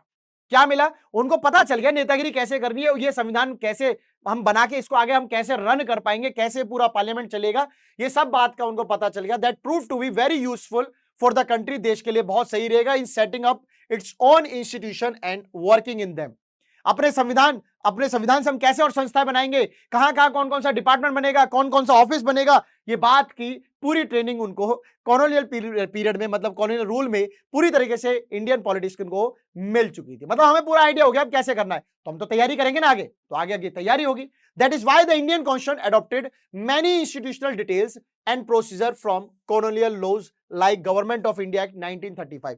एडमिनिस्ट्रेटिव सेटअप जैसी कहानी, ये सब जो भारतीय संविधान, कैसे हम अपने देश को चलाएंगे, कैसे हम संस्था बनाएंगे, ये बहुत सारे प्रोविजन, फेडरल स्ट्रक्चर, ये बहुत सारे प्रोविजन, ऐसे प्रोविजन हमने गवर्नमेंट ऑफ इंडिया एक्ट 1935 से लिए हैं, जो कि ब्रिटेन सरकार का एक एक्ट। यहां से हमने कॉलोनियल लॉज से, ऐसे रूल से हमने अपने देश में कुछ, अपने संविधान में कुछ चीजें वहां से ले ली, ताकि आगे हमको वो चीजें वहां से रहें। तो इसीलिए आपने देखा होगा जो इंडियन हम कॉन्स्टिट्यूशन पढ़ते हैं, वहां पे आप पाओगे कि हमने साउथ अफ्रीका से, जर्मनी से, ऑस्ट्रेलिया से, कनाडा से, आयरलैंड से, अमेरिका से, यूएसए से हमने बहुत सारी चीजें ली हैं, हमने बहुत सारी चीजें ली हैं। तो जो जो हमें जिस देश के प्रियम्बल कॉन्स्टिट्यूशन में अच्छा लगा, वो वैसी चीजें हमने जो अपनी रखते गए। बहुत सारी सालों की सोच के बाद एंड डेलिब्रेशन मीटिंग के बाद एक फ्रेमवर्क जो कॉन्स्टिट्यूशन हैड अनदर बेनिफिट तो मिलने ही वाला था। एक बेनिफिट जो उसको क्यों मिलता, क्योंकि भाई जितनी सालों की चर्चा हो रही है, इसमें तमाम लोगों से डिस्कशन हुए, तमाम प्रोज एंड कॉन्स काउंट हुए होंगे, ये अच्छा ये बुरा, अंग्रेजों के लॉस को जो है वो किया गया, कंपेयर किया गया, हम इससे बेहतर और क्या कर सकते हैं। ये सबसे ऑब्वियसली बात है, जब बहुत सारा टाइम लग जाता है किसी चीज को करने में तो वो चीज निखर के अच्छी आती है। तो ईयर ऑफ थिंकिंग ने भी मदद की, बहुत सालों की सोच जो चली, मंथन जो डेलिब्रेशन मीटिंग हुई, सबसे बहुत अच्छा फायदा मिला हमारे संविधान को। So many of our leaders were inspired by the ideals of French revolution, French में जो रिवॉल्यूशन हुआ उससे हम इंस्पायर्ड हुए। Practice of parliamentary democracy in Britain, Britain की जो पार्लियामेंट्री थी, पार्लियामेंट्री पूरा सिस्टम जो कि हमने इनसे ही लिया है, वो भी हमने देखा कि कैसे पार्लियामेंट चलाया जाता है, कैसे इसको रन करते हैं, कैसे देश के लिए काम करेगा। And the bill of rights in the US, bill of rights भाई साहब जो इंसान के रिलेटेड किसी भी राइट से रिलेटेड, चाहे वो आपके कॉन्स्टिट्यूशनल राइट हो, चाहे वो आपके इमरजेंसी राइट हो, कोई से भी राइट्स है यूएस के, मतलब हमने जो बिल ऑफ राइट्स है वो यूएस से लिया, हमने वहां से जो अच्छा लगा हमने वो सब ले लिया। So the socialist revolution in Russia had inspired many Indians to think of shaping a system based on the social and economic equality. हमारे देश में समाज में बहुत भिन्नता थी, बहुत डिफरेंस था, कोई कैसा समाज है, कोई अमीर कोई गरीब, कोई पैसे में बहुत रिच है, कोई पैसे में बहुत गरीब है। तो ये सोशल इकोनॉमिक जो बेस है वो कैसे हम इक्वल पे लेके आए, कैसे बनाए, इस बात को हमने सीखा कहां से, रशियन रेवोल्यूशन से, जहां पर बेस्ड थी सरकारें on the basis of socialism, समाजवाद पे जहां पर डिपेंडेंट थी। तो हमने समाज को जब एक बनाना है तो हमें वो जो इक्वालिटी है वो स्टैब्लिश करनी पड़ेगी, अमीर और गरीब का वो दर्जा हटाना पड़ेगा, ऊंच नीच सोसाइटी अप डाउन को ये सब हटाना पड़ेगा, ये सब हमने किया। फाइनली बनती है हमारी कॉन्स्टिट्यूंट असेंबली की तैयारी होती है, एक ऐसी असेंबली, एक ऐसी सभा, एक ग्रुप ऑफ मेंबर्स जिनका प्रॉपर काम ही ये था कि कॉन्स्टिट्यूशन बनाना, ऐसी असेंबली जो कॉन्स्टिट्यूशन बनाएगी। इस असेंबली के इलेक्शन होते हैं जुलाई 1946 में बच्चों। इसकी पहली मीटिंग होती है दिसंबर 1946 में मीटिंग होती है इसकी पहली, मतलब जैसे ही सभा बन गई जुलाई में, फिर दिसंबर में इसकी पहली मीटिंग होती है कि भाई ठीक है अपना मीटिंग करते हैं। इसके बाद ही country was divided into India and Pakistan, तो आपको पता है क्योंकि 1946 के बाद 1947 आता है, और जब संविधान सभा बन गई पूरी देश के लिए, भारत के लिए, तो जो है देश डिवाइड हो गया। अब जब देश इंडिया पाकिस्तान हुआ तो असेंबली भी constituent assembly of Pakistan, constituent assembly of India भी, यानी कि असेंबली भी फिर दो टुकड़ों में बट गई। अब उनको अपने लिए चाहिए और हमें अपने लिए। सो कॉन्स्टिट्यूंट असेंबली भी डिवाइड होती है बच्चों, constituent assembly of India and Pakistan, तो हिंदुस्तान और पाकिस्तान की संविधान सभा भी बट गई कि भाई हम अपने लिए संविधान बनाएंगे, तुम अपने लिए बनाओ, तुम अपनी सोचो, हम अपनी सोचेंगे। तो जो यूनिटी थी अब वो टुकड़ों में बट गई। तो आप जानते हैं 1947 में तो हम इधर उधर हुए हैं। So the Constitutional Assembly that wrote the Indian Constitution had 299 members. तो पाकिस्तान के अलग होने के बाद जो हमारी कॉन्स्टिट्यूशन असेंबली पे जो साइन हुए हैं, जो हमारी कॉन्स्टिट्यूशन असेंबली पे जो साइन किए हैं, वो किए हैं बच्चों अराउंड 299 मेंबर्स थे। टोटल 389 थे, आधे उधर चले गए, आधे किधर चले गए भाई साहब, ये जो बच गए वो 299 members. The Assembly adopted the Constitution on 26th November 1949. 1949 को हमने अडॉप्ट किया, पर पूरे देश के लिए जब लागू हुआ, पूरे देश के लिए जब हम एप्लीकेबल किया, वो था 26 जनवरी 1950। 26 जनवरी आप सभी जानते हैं बहुत ही इंपॉर्टेंट देश है। To mark this day we celebrate January 26 as republic day every year. इस देश में इस डेट को याद रखने के लिए हर 26 जनवरी को आप सभी को पता है कि आप रिपब्लिक डे बनाते हैं, गणतंत्र दिवस मनाते हैं, लोगों का तंत्र यानी गणतंत्र, रिपब्लिक ऑफ इंडिया हमारा जो देश है, हमने जो बनाया है, उसका सेलिब्रेशन होता है। Now the next question is, why should we accept the constitution made by this assembly more than 6 decades ago? 6 दशक से ज्यादा हो गए हैं, 6 decades निकल चुके हैं, पर आज भी हम उसी कॉन्स्टिट्यूशन को मान रहे हैं। अरे कुछ नया बना लेते हैं, इनका हटा के कुछ नया बना लेते हैं, क्या ये पॉसिबल है? नहीं, उन्होंने भी कुछ मेहनत की थी। अरे वो भी तो भारतीय थे, वो कौन से बाहर के थे, हम भी वही हैं, हमारे लिए सोचा था तो अच्छा ही सोचा होगा। सो the constitution does not reflect the views of its members alone. आप ये बात ना सोचिएगा कि कॉन्स्टिट्यूशन को तो पूरे देश ने तो नहीं बनाया था, उसे तो कुछ इलेक्टेड मेंबर ने बनाया था, 299 मेंबर्स ने साइन किए थे, पॉपुलेशन बहुत ज्यादा थी, तो इसका मतलब सबकी नहीं सुनी गई, कॉन्स्टिट्यूशन बदल देते। नहीं बच्चों, उसमें केवल उनके ही फीलिंग्स नहीं थी, उनके ही व्यूज नहीं थे। It expresses a broad consensus of its time. उस समय जितने लोगों की फीलिंग, जितने लोगों से बातचीत की गई, जो निकल कर आया, जो एग्रीमेंट बना, वो जितनी पॉपुलेशन उस समय थी, सबके बिहार पर सबके नेताओं ने मिलकर ही उसको बनाया था। अकेले 10-15 नेताओं ने खड़े होकर ऐसा नहीं कहते कि चलो बना लेते हैं, नहीं, सबसे बातचीत होने के बाद। Over the last half a century several groups have questioned some provision of the constitution. कुछ लोगों ने कुछ प्रोविजन, प्रावधान जो है संविधान के, कि ऐसा नियम होना चाहिए, ऐसा नियम नहीं होना चाहिए, इसमें ये जोड़ सकते हैं, घटा सकते, सिर्फ इतनी चर्चा हुई है। पर किसी भी बड़ी पार्टी या सोशल ग्रुप ने आज तक ये क्वेश्चन नहीं किया कि जो संविधान है ये गलत है, इसको बदल देते हैं, इसको खत्म कर देते हैं। एडिशन आप कर सकते हैं, सब्ट्रैक्शन आप कर सकते हैं, क्योंकि आगे आगे जैसे डिमांड आएंगी, जैसे जैसे लोगों की रिक्वायरमेंट होगी, जैसे लोगों को नीड होगी, संविधान में, कॉन्स्टिट्यूशन में एडिशन एंड डिलीशन किया जाएगा। बट कोई भी सोशल सोसाइटी या किसी भी पॉलिटिकल पार्टी ने यह नहीं बोला है कि yes this constitution is no longer beneficial for the Indians, ये किसी के फायदे का नहीं है, सो प्लीज रिमूव इट, हटा देते इसको, ये किसी ने नहीं बोला। और this is an unusual achievement for any constitution, तो ये भी किसी भी संविधान के लिए बहुत बड़ी बात है बच्चों। आप समझ सकते हैं, इतना पुराना संविधान चला आ रहा है, आज तक किसी पार्टी की इतनी हिम्मत नहीं बनी है या किसी को लगा ही नहीं है ऐसा कि यह संविधान गलत है। इतनी पुरानी सोच उस समय के नेताओं ने कैसे देख लिया दूर दराज देश के लिए कि भाई ये अच्छा हो सकता है और आगे चल के ये बेनिफिट लोगों को रहेंगे। प्लीज हमें इसे आगे देखकर ही बनाना है,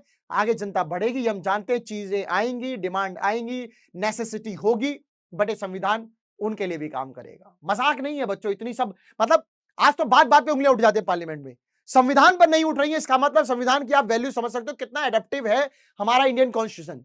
दूसरा रीजन क्या है हम क्यों संविधान को मान लें इसी वाले को, क्योंकि जो कॉन्स्टिट्यूशन असेंबली है that represented the people of India. Constitution में 299 मेंबर कौन थे, वो पाकिस्तान के तो नहीं थे, वो तो हिंदुस्तान के थे। तो भैया जब हिंदुस्तानी नेताओं ने कुछ बनाया है तो मान लेंगे ना। So there was no universal एडेड फ्रेंचाइज एट दैट टाइम। तो जो लोग थे वो इतने कम क्यों थे, क्योंकि भाई सबको वोटिंग का अधिकार नहीं था। अरे अंग्रेजों का वीक लेजिस्लेचर क्यों था, सबको वोटिंग का अधिकार नहीं था। तो जितने हमारे नेता आ सके, जितने हमारे लोग बना सके, तो वो सब तो आए ना, एटलीस्ट उनकी जबान की इज्जत तो करो, एटलीस्ट उनकी बात तो सुनो। So the constitution assembly could not have been chosen by directly by the all people of India. सबने नहीं चुना, बट भाई साहब जिनको अधिकार था, जो वोट करके आ सके, जितने मेंशन हो पाए उन्होंने बनाया। तो भैया मानो, क्योंकि वो भी हमारे थे, जितनों को अधिकार मिला उस समय कर लिया। So it was elected mainly by the members of the existing provincial legislature that we mentioned about. तो कैसे बना, जो उस प्रोविंशियल लेजिस्लेचर में जितने मेंबर थे उन सभी से ये जो बनाया गया है तो मानना पड़ेगा। So this ensured a fair geographical share of members from all the regional of the country. तो जो ये सारे से ये पता चल गया भाई जितने भी मेंबर्स उस समय थे वो सभी अलग अलग इलाकों से आए थे, वो सभी अलग अलग प्रोविंशियल असेंबली में मतलब प्रोविंशियल एरियाओं से आए, फिर असेंबली में बैठे। तो लगभग सबका तो हो गया ना। अगर मान लो एक राज्य से एक भी था तो भैया हमारा रिप्रेजेंटेटिव तो आ गया ना। अगर एक इलाके से भी, जैसे अब क्या होता है, सांसद विधायक कैसे आते हैं भाई, सबके अपने अपने इलाकों से नेता होते हैं। तो अगर पहले ऐसे अलग अलग इलाकों से रफली ले भी लिए, उन सबको वोटिंग अधिकार दे भी दिए, उन प्रोविंशियल नेशनल में आ भी गए, तो ऐसा ही तो होता आज भी अगर होता तो बात क्या चेंज है, पहले थोड़े कम थे अब ज्यादा हो जाते, पर रहते तो प्रोसेस तो यही था। So the assembly was dominated by the Indian national Congress. ये तो हम जानते हैं कि उस असेंबली में, कॉन्स्टिट्यूशन असेंबली में जो मेंबर थे वो इंडियन नेशनल कांग्रेस के थे। And the party that led the India's freedom struggle, जिसने देश को आजाद कराया, Indian national assembly, Indian council मतलब इंडियन नेशनल जो कांग्रेस है, इसको हम भूल नहीं सकते। इंडियन नेशनल कांग्रेस ने बहुत बड़ी रोल निभाया इंडियन फ्रीडम स्ट्रगल में। बट ये इसका मतलब ये नहीं है कि कांग्रेस में किसी एक सोच के लोग थे, कांग्रेस में किसी एक पार्टी के लोग थे, कांग्रेस में एक रिलीजन के लोग थे, या कांग्रेस में घर के लोग थे। यहां पर सोचिए, but the Congress itself include a variety of political groups and opinion. बहुत सारी छोटी छोटी पार्टियों के लोग, बहुत अलग अलग रिलीजन के लोग, बहुत अलग अलग सोशल सोसाइटी के लोग, कई लोग शामिल थे। अंग्रेज ऐसा नहीं है कि इंडियन नेशनल कांग्रेस तो मतलब अच्छा एक ही पार्टी की चल ना, पार्टी एक है, उसमें तमाम छोटी छोटी पार्टियां और भी थी, उनमें ओपिनियंस और भी थे। So the manner in which the constitution assembly worked gives us the sanctity to the constitution. तो जिस तरीके से संविधान सभा ने एक संविधान को बनाया है सबकी सोच के साथ, सबको एक साथ लेके, इसकी पवित्रता का प्रमाण है कि भैया देखो सबकी सुनी गई है, पूरा पवित्र है। So the constitution assembly worked in a systematic, open and consensual manner. सबके साथ बातचीत करके, कंसेंस बना के, एग्रीमेंट करके, agree not agree okay, agree agree ऐसे करके बात की है। ओपन, सबके लिए ओपन है, जो अपने विचार देना चाहे दे सकता है। पूरे सिस्टमैटिक तरीके से पूरी बातचीत लगी है, टाइम लिया है पूरा संविधान बनने में, रातों रात नहीं बना है। सो इस संविधान की जो ड्राफ्टिंग कमेटी, जो इसको बनाया गया कि भाई ड्राफ्ट कौन करेगा, उसके लिए कमेटी बनाई गई। उस कमेटी के जो चेयरमैन थे उनका नाम था बच्चों डॉक्टर भीमराव अंबेडकर। क्या नाम था बच्चों? डॉक्टर भीमराव अंबेडकर, है ना। So that he prepared a draft constitution for discussion. Several rounds हुए, डिस्कशन हुआ, सब ड्राफ्ट कॉन्स्टिट्यूशन बनने से पहले क्लॉज बाय क्लॉज डिस्कशन हुआ है ना। सब कुछ डिस्कशन हुआ है, बारी बारी डिस्कशन हुआ है, सब क्लॉज बाय क्लॉज, एक एक लॉ बाय लॉ, एक एक लाइन बाय लाइन डिस्कशन हुआ। कहां प्रॉब्लम हो सकती है, कहां नहीं हो सकती है, हर चीज को जो है प्रॉपर डिस्कशन करने के बाद ही इस संविधान को जो है लागू करके, ड्राफ्ट करके जो है वो बनाया गया है। इस संविधान को जो है वो लागू करके जो है वो बच्चों बनाया गया है। समझ गए कि नहीं समझ गए? बताइए समझ गए कि नहीं समझ गए? जल्दी से बताइए बच्चों। उम्मीद है कि आप लोगों को ये क्लियर होगा। कोई डाउट तो नहीं है, कोई समस्या तो नहीं है? बता दीजिए। किसी भी प्रकार की कोई भी समस्या है तो प्लीज कमेंट सेक्शन में बता दीजिए। हमारी जो ड्राफ्टिंग कमेटी है, जिसने इस क्वेश्चन को ड्राफ्ट किया, प्रारूप जिसका तैयार किया, कैसे क्या होगा, सब कुछ करने वाली कमेटी के जो हेड थे वो भीमराव अंबेडकर थे। भीमराव अंबेडकर ने जो है इस संविधान बनाते समय, इस पूरे क्वेश्चन को ड्राफ्ट करते समय क्लॉज बाय क्लॉज इसका डिस्कशन किया, सब कुछ हुआ। इसको करते करते आप देखेंगे कि मोर देन 2000 चेंजेस इसमें किए गए। 2000 अमेंडमेंट, 2000 चेंजेस, मजाक नहीं है। और इस पूरे को बनाते बनाते मेंबर्स को जो कितना समय लगा, 114 दिन लगा। ओवर 3 इयर्स, लगभग 3 साल से जो आप देखेंगे कि भाई साहब आपको जो है ये समय लग रहा है। 114 दिन मेंबर्स ने डेलिब्रेट किए। 3 सालों में 114 दिन इसको बनाने में लगाए हैं। 3 सालों में 114 दिन बनाने में लगाए हैं, मतलब 3 साल लिए हैं उन्हें, 114 दिन में बैठक की है, बात की है। So guiding values of the Indian constitution, क्या गाइडिंग वैल्यूज रही हैं? किस बात से प्रेरित है हमारा इंडियन कॉन्स्टिट्यूशन? पहला है the dream and the promise, जो सोचा था उसका विश्वास, जो हमने सोचा था वैसा हमने उसका प्रॉमिस दिया है। मैं ऐसा मानता हूं, इस बात का प्रॉमिस देता हूं। क्या है? महात्मा गांधी जो है, आपने बहुत नाम सुना होगा इंडियन कॉन्स्टिट्यूशन में कि मतलब अरे महात्मा गांधी ने आजाद दिलाने में करा, पर आप इंडियन कॉन्स्टिट्यूशन में कहीं ये नहीं पाओगे या कहीं भी ऐसा रिटर्न में आपको नहीं मिलेगा कि वो कहीं मेंबर थे किसी भी कॉन्स्टिट्यूशन असेंबली के, पाकिस्तान के या हिंदुस्तान के। वो हिंदुस्तान की कॉन्स्टिट्यूशन असेंबली के मेंबर ही नहीं थे, क्योंकि हिंदुस्तान के भाई अब इधर नेता है तो इधर ही रहेंगे, तब तक तो पूरे भारत के थे। So he was not the member of constitution assembly, वो असेंबली के मेंबर नहीं थे। Yet there were many members who followed his vision, परंतु असेंबली में कई ऐसे लोग थे जो उनकी धारणा, जो उनके विचार है, जो उनकी थिंकिंग है, जो उनकी सोच है, उसको फॉलो करते थे, उससे मानते थे। ईयर एगो, साल पहले महात्मा गांधी ने एक मैगजीन लिखी थी जिसका नाम था यंग इंडिया। कब लिखी थी बच्चों यंग इंडिया? 1931। किसने लिखी थी? महात्मा गांधी जी ने। ही स्पेल्ड आउट, उन्होंने बताया कि वो कैसा संविधान चाहते हैं देश के लिए, भारत के लिए कैसा संविधान चाहते हैं। I shall strive for a constitution which will release India from all thraldom and patronage and I shall work for India. ये पूरी लाइन है जो महात्मा गांधी ने लिखी। तो इन निष्कर्ष क्या निकल के आया कि कोई भी गुलाम नहीं रहेगा, सब बराबर होंगे, देश में भाईचारा होगा, कोई छुआछूत नहीं होगी, अनटचेबिलिटी नहीं होगी, और महिलाओं के लिए भी समान अधिकार होंगे। ये इस पूरे में आपको लिखा मिलेगा। महात्मा गांधी की सोच ये थी, एक संविधान में ये होना चाहिए। नेक्स्ट इज, उसके बाद आती है बात भीमराव अंबेडकर की। भीमराव अंबेडकर ने क्या बोला कि भाई राइट टू इक्वालिटी बिल्कुल होना चाहिए, पर उनके व्यूज महात्मा गांधी से थोड़े से डिफरेंट थे। वो इक्वालिटी चाहते थे सोशल और इकोनॉमिक लाइफ में भी। आपने सुना होगा कि भाई लोग बोलते हैं कि एसटी एससी थोड़े से इनकम में कम है, उनके ऊपर फिर ओबीसी, फिर देन जनरल। ये जो सीक्वेंस सोशल और इकोनॉमिक बना हुआ है, ये नहीं होना चाहिए। ऑल आर इक्वल मतलब ऑल आर इक्वल, वो इकोनॉमिक बेस से भी, सोशल बेस से भी सब एक बराबर है। आप ऐसे जो है डिवीजन नहीं कर सकते। नेक्स्ट बात करें तो आती है बात जवाहरलाल नेहरू की। जवाहरलाल नेहरू ने क्या बताया? Freedom and power that brings responsibility. आजाद जब होता है, लोगों के पास पावर जब आती है तो उससे जिम्मेदारी भी आती है, उससे हम बच नहीं सकते। अगर देश की सेवा करनी है तो आप उन लोगों की सेवा कीजिए जो इस देश में सफर कर रहे हैं, जो दुख से, गरीबी से सफर कर रहे हैं, जिनकी समस्याएं, अगर आप उनकी सेवा करेंगे, समझ लिए भारत की सेवा कर रहे हैं। साथ ही साथ आपका यह एंबिशन होना चाहिए कि हर इंसान जो इस देश में रह रहा है उसकी आंख से एक बूंद आंसू ना आने पाए, मतलब हर इंसान सुखी रहे, हर इंसान पैसे वाला बने, हर इंसान इक्वल हो, किसी को भी डिस्क्रिमिनेशन फेस ना करना पड़े। आंख आंख से आंसू पहुंच दोगे तो आप सच्चे भारतीय बन जाओगे। नेक्स्ट बात करते हैं फिलॉसफी क्या थी, कॉन्स्टिट्यूशन की फिलॉसफी क्या है, क्या सोच रखता है। सो कॉन्स्टिट्यूशन की शुरुआत आप देखोगे, शुरुआत जब कॉन्स्टिट्यूशन देखोगे तो एक पेज आपको मिलेगा जिसमें लिखेगा क्या? प्रीएम्बल। आपके एनसीईआरटी में जब स्टार्ट होती है तो प्रीएम्बल लिखा होता है। Start with a short statement of its basic value, जिसमें बहुत छोटी सी आपको मिलेगा, सेक्युलरिज्म भी मिलेगा, आपको डेमोक्रेसी मिलेगी, आपको रिपब्लिक मिलेगा, आपको सोशलिज्म मिलेगा, वी द पीपल ऑफ मिलेगा, ये सब कुछ मिलेगा। इसे हम प्रीएम्बल ऑफ द कॉन्स्टिट्यूशन कहते हैं। आपके कॉन्स्टिट्यूशन की जो कुछ आपको पढ़ने का एक महसूस, एक फीलिंग, एक वैल्यू आएगी, वो प्रीएम्बल भी बताता है। सो ये कहां से लिया था? Taking inspiration from the American model.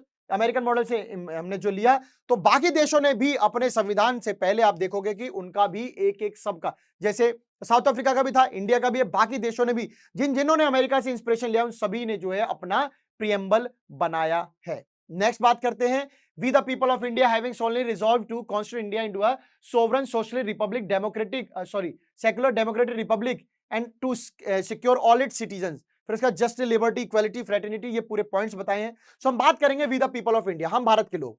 So the constitution has been drawn up and enacted by the people through their representative, not by any king or ruler. आज जो भारत का संविधान आप देख रहे हो, इसे भारत के लोगों ने अपने जो नेता चुने थे, हमने जो रिप्रेजेंटेटिव चुने थे, उन्होंने इसको बनाया है, ना कि किसी राजा ने, ना कि किसी ब्रिटेन की राजकुमारी ने या रानी ने या महाराज ने। इसे हम भारतीय लोगों के चुने हुए नेताओं ने बनाया है। We the people of India मतलब हम भारत के लोगों ने बनाया है। सोवरेन का मतलब क्या है? The people have the supreme power and the right to make decision on internal and external matters. जो यहाँ के इंटरनल एक्सटर्नल मैटर हैं, देश के अंदर के और बाहर के जो कानून से रिलेटेड या कोई भी फैसले, वो भारत के लोग, भारत के नेता लेते हैं। कोई बाहर से बैठा हुआ आदमी ये नहीं कह सकता अमेरिका को, कल को तुमको पैसा चाहिए, मेरी बात माननी पड़ेगी, चल बाहर में जा, आपने को तेरी सुननी नहीं भाई। हम हिंदुस्तान के लोग हैं, हमारे नेता चुने हुए, ये फैसला लेंगे, हम यहां से संप्रभुत्व हैं, हम अपने आप फैसला लेते हैं। सोशलिस्ट का क्या मतलब है? Equality in sociology and economical order, समाज में पैसे के हिसाब से सब लोग एक बराबर रहेंगे। To maintain this government should regulate ownership of land. अब जो समाज में जो पैसे की बात है, तो वो एक किस्सा उसका है जमीन का। जिसका ज्यादा जमीन है वो अमीर रहेगा, जिसके पास कम जमीन में गरीब रहेगा। सरकार की ड्यूटी बनती है कि जमीन का जो डिस्ट्रीब्यूशन इस तरीके से करे कि भाई किसी के पास हद से ज्यादा जमीन ना हो और किसी का हद से ज्यादा गरीबी ना हो। जब आपने देखा था जमीन का, भाई ये जो चकबंदी आती थी, वो इसीलिए करी जा रही है कि भाई जमीन का जो है पुनर्वितरण किया जाएगा, लैंड रीडिस्ट्रीब्यूशन किया जा सके। सेक्युलर क्या है? सेक्युलर मतलब कोई रिलीजन नहीं है देश का, नो ऑफिशियल रिलीजन, देश का कोई रिलीजन नहीं है, ऑल रिलीजन आर इक्वल। देश के सभी जो धर्म है वो एक बराबर है। आप कह ही नहीं सकते कि कोई एक रिलीजन है, यहां पर कोई ऑफिशियल रिलीजन नहीं है भारत का। नेक्स्ट बात करें डेमोक्रेसी क्या है, तो डेमोक्रेसी आप जानते हो, a form of government which is elected by the people who enjoy equal political rights, जिनको बराबर अधिकार हो, जहां पर सरकार जनता के द्वारा चुनी जाती हो, जहां पर लोग ही अपने नेता को चुनते हो इलेक्शन के थ्रू। तो ये है डेमोक्रेसी। नेक्स्ट बात करते हैं रिपब्लिक क्या है। बहुत आसान है कि जो देश का मुखिया है वो यहाँ के देश के लोग चुनते हैं। कोई ऐसी पोस्ट नहीं है कि कल ये राष्ट्रपति है फिर अगले दिन अगली बार इनका बेटा राष्ट्रपति बनेगा। जैसा कि हम पढ़ते आए हैं कि भाई राजा का बेटा राजा, उसका फिर राजा, ये क्या है भाई? तो देश का मुखिया जो है वो लोग चुनते हैं। आप देखेंगे कि हर बार हमारे राष्ट्रपति अलग होते हैं, प्रधानमंत्री भी अलग होते हैं। बात करते हैं नेक्स्ट जस्टिस की, न्याय की। तो no discrimination on any grounds of government should work for the welfare of all. No discrimination on ground on any grounds. आप वीआईपी हैं, आप नॉन वीआईपी, आप गरीब हैं, अमीर हैं, आप ज्यादा कमाते हैं, आप कम कमाते हैं, आप काले हैं, आप गोरे हैं, आप इस राज्य के, आप इस राज्य के, नहीं भाई। किसी भी बेस पर आप कोई भी डिस्क्रिमिनेशन नहीं कर सकते। इसके लिए गवर्नमेंट को काम करना चाहिए कि भाई सबके लिए, और काम गवर्नमेंट ही करती है वैसे, सही बताऊं तो, कि सबका भला गवर्नमेंट के हाथों में, कहीं किसी का एक्सप्लॉइटेशन ना हो जाए, इस बात को तय करना। Liberty, no unreasonable restriction. आप यहां नहीं जा सकते, आप वहां नहीं जा सकते, आप ये नहीं बोल सकते, आप ये नहीं कर सकते। कहीं भी घूमने की आजादी, कहीं भी जाने की आजादी, कुछ भी खाने की आजादी, कुछ भी बोलने की आजादी, ये आपको है, लिबर्टी पूरी मिली हुई है। इक्वालिटी क्या है? All are equal before law. कानून ये नहीं कहता कि भैया आप वीआईपी हैं तो आप ज्यादा इंपॉर्टेंट है, इस गरीब की कोई वैल्यू नहीं है। कानून की नजरों में सब लोग बराबर है, चाहे आपने जो क्राइम किया हो सजा सबको मिलेगी। फ्रेटर्निटी मतलब भाईचारा, सोशल हार्मनी, समाज में भाईचारा बना रहना चाहिए। और हमेशा ऐसे बात करें, आप किसी भी इंसान से बात करें, कोई भी रिलीजन का हो, कि मेरा भाई है, ये मेरे परिवार का है, ये मेरे देश का है। इस तरीके से आपको देश में रहना होगा। जब लोग सोचते हैं कि मेरा मेरा मेरा या मैं, तो फिर देश में फ्रेटर्निटी नहीं होती, वहां मैं आता है। नेक्स्ट बात करते हैं इंस्टीट्यूशनल डिजाइन की। भारत में जो इंस्टीट्यूशनल डिजाइन है, क्योंकि जो हमने विदेशों से सीखा, जो कॉलोनियल लॉज से सीखा, अब उसको इंस्टीट्यूशनल वे में एक ढांचा देने की तैयारी थी। आज आप देखेंगे पार्लियामेंट भी है, आज आप देखेंगे हमारे पास प्रेसिडेंट हाउस भी है, आज आप देखेंगे हमारे पास सीबीआई भी है, आज हमारे पास इलेक्शन कमीशन भी है, सब है। तो a constitution mainly about the embodying these values into institutional arrangement. जो भी आपकी वैल्यू के समान अधिकार होना चाहिए, तो उसके लिए कोर्ट होना चाहिए, आप स्टैब्लिश कीजिए। आपको लगा कि पुलिस होनी चाहिए लॉ एंड ऑर्डर के लिए, तो आप पुलिस स्टेशन बनाइए, पुलिस के डिपार्टमेंट बनाइए। So much of the document called constitution of India is about these arrangement. तो जो संविधान है वो यही सिखाता है कि हर चीज का एक डिपार्टमेंट होता है, हर चीज का एक इंस्टीट्यूशन होता है। देश को चलाने के लिए जो जो चीज की जरूरत है आप वो स्टैब्लिश कीजिए। तो संविधान का मैं आपको बता दूं, it is a very long and detailed document. ये बहुत बड़ा और लंबा डॉक्यूमेंट है, therefore it needs to be amended quite regularly to keep it updated. संविधान को अपडेट किया जाता है। संविधान को अपडेट कैसे किया जाता है? अमेंडमेंट करके। अमेंडमेंट कैसे होती है? तो कुछ घटाएंगे या कुछ बढ़ाएंगे, इस तरीके से अपडेट करते रहिए। क्यों करते रहिए? आगे ना जाने कौन सी नीड है। संविधान देश के लोगों के लिए, देश के लोगों को जैसी जरूरत होगी वैसा संविधान में चीजें बदलाव किया जाएगा, पर जो बेसिक कॉन्स्टिट्यूशन वो हटाया नहीं जा सकता। आप सिर्फ एडिशन कर सकते हो, अमेंडमेंट कर सकते हो। तो the constitution describe the institutional arrangement in a very legal language. जो कॉन्स्टिट्यूशन ने जो है, जितने भी ये लीगल आपको, या फिर ये कह लीजिए कोई भी इंस्टीट्यूशन है, पार्लियामेंट हो, लीगली बताया कि पार्लियामेंट होता है, सीबीआई है, होती है, पुलिस है, होती है, विजिलेंस है, होती है, सब कुछ होता है। सो इट डिफाइंस क्या बताता है, who will have how much power to take which decision. संविधान ये बताता है कि इसके पास कितनी पावर है और कितने फैसले वो ले सकता है। वो ये बताता है कि सरकार की भी एक लिमिट है, that can do by providing some rights to the citizen that can not be violated. संविधान ये भी बताता है कि सरकार को कुछ अधिकार, इस देश को कुछ अधिकार लोगों को देने पड़ेंगे, और अगर कल को सरकार चाहे भी तो लोगों के बेसिक राइट्स नहीं छीने जाते। आपने देखा होगा लोग बहुत बुरा बुरा बोल जाते हैं सरकार के बारे में। Right to freedom of speech and expression, आप देखोगे कि भाई लोग कैसा कैसा बोल रहे हैं। कहीं भी घूमने का अधिकार, ऐसे अगर मान लो सरकार को किसी से नफरत हो जाए, उठा के जेल में बंद करते ऐसे बिना बात के, नहीं कर सकते। कुछ बेसिक अधिकार है जीवन जीने के लिए जो जरूरी है वो नहीं छीने जा सकते। नेक्स्ट आपके पास कुछ टर्म है जो आपको मैंने बताई है। पहला अपार्थाइड, आप जानते हैं सारे लोग अपार्थाइड क्या है, discrimination policy on the basis of colour. Clause क्या होता है, किसी भी डॉक्यूमेंट का जो आपको एक पैरा मिलेगा, मतलब ये वन लाइन ये क्लॉज, पहला सेकंड क्लॉज, कानून मान लो या जैसे कैटेगरी मान लो। कॉन्स्टिट्यूशन असेंबली, वो असेंबली जिसने कॉन्स्टिट्यूशन बनाने का काम किया था। संविधान क्या है बता दिया, सेट ऑफ लीगल डॉक्यूमेंट्स है ना, जिसमें पूरा देश का संविधान पूरा लॉ लिखा होता है। कॉन्स्टिट्यूशन अमेंडमेंट क्या है, संविधान में जो चेंज करना है। ड्राफ्ट क्या है, किसी भी कॉन्स्टिट्यूशन को बनाने से पहले जो एक रफ जो रिपोर्ट तैयार हुई है, रफ चीजें जो बनाई गई। फिलॉसफी क्या है, द मोस्ट फंडामेंटल प्रिंसिपल, जो बहुत सबसे ज्यादा जरूरी और बेसिक होते हैं। फिलॉसफी मतलब जो उसका बेसिक रीड किया है वो होना चाहिए। प्रियम्बल आप पढ़ चुके हैं, इंट्रोडक्टरी टू कॉन्स्टिट्यूशन है, कॉन्स्टिट्यूशन में क्या लिखा है वो प्रियम्बल में बताया हुआ है। ट्रेजन होता है बच्चों, भाई साहब सरकार को हटा देना, कोई आरोप लगा के देशद्रोह या कुछ का ऐसा लगा के। ट्रस्ट क्या होता है, मीटिंग और meeting place that has been agreed upon. Trust मतलब जहां पर आपकी मीटिंग होनी है, जहां पर आपने तय किया है कि मीटिंग होनी है, ये सब आपकी टर्म्स है। नेक्स्ट बात करते हैं वल्लभ भाई पटेल, दूसरे अबुल कलाम आजाद, टीटी कृष्णमाचारी। वल्लभ भाई पटेल जी को आप सभी जानते हैं, इनका जन्म गुजरात में हुआ था। होम मिनिस्ट्री के मुखिया थे, इंफॉर्मेशन ब्रॉडकास्टिंग के मुखिया थे, लॉयर थे। बारडोली सत्याग्रह में अच्छी खासी इन्होंने भूमिका निभाई है। तो इंडियन प्रिंसली स्टेट को जो है अलग होते हुए, जो इनको बोला जाता है कि इन्होंने ज्वाइंट किया राज्यों को, तो इनको कनेक्टिंग जो बहुत बड़ा इनका रोल माना गया इंटीग्रेशन करने में राज्यों को। बाद में डिप्टी प्राइम मिनिस्टर भी बने थे। इनका जन्म सऊदी अरेबिया में हुआ था। कांग्रेस लीडर रहे हैं। मुस्लिम सेपरेट पॉलिटिक्स के खिलाफ थे कि भाई अलग से राजनीति नहीं होनी चाहिए। ये ड्राफ्टिंग कमेटी के टीटी कृष्णचारी, भीमराव अम्बेडकर के साथ ही जो अन्य लोग थे उनमें एक ये भी थे जिन्होंने जो है संविधान को बनाने में, ड्राफ्ट करने में जो उसमें भूमिका निभाई है। बात करते हैं राजेंद्र प्रसाद की, आप सभी जानते हैं बिहार में इनका जन्म हुआ था। ये कॉन्स्टिट्यूशन असेंबली जो बनी थी उसके मुखिया थे। यही नहीं, 3 बार कांग्रेस के प्रेसिडेंट बने हैं और भारत के पहले राष्ट्रपति भी यही बने थे। जयपाल सिंह है, झारखंड में हुए, स्पोर्ट्स पर्सन थे, कैप्टन थे, ये फर्स्ट नेशनल हॉकी टीम के ये थे। आदिवासी महासभा इनका जो है उसके फाउंडर थे। एससी मुखर्जी की बात करें तो ये भी जो है भीमराव अम्बेडकर, टीटी कृष्णचारी के साथ एक और आपको जो मुखिया देखने को मिलेंगे। नेक्स्ट बात करें दुर्गाबाई देशमुख, आंध्र प्रदेश में जन्म हुआ था। महिला थी, एडवोकेट महिला थी, है ना, पब्लिक एक्टिविस्ट थी, महिलाओं के लिए लड़ने वाली।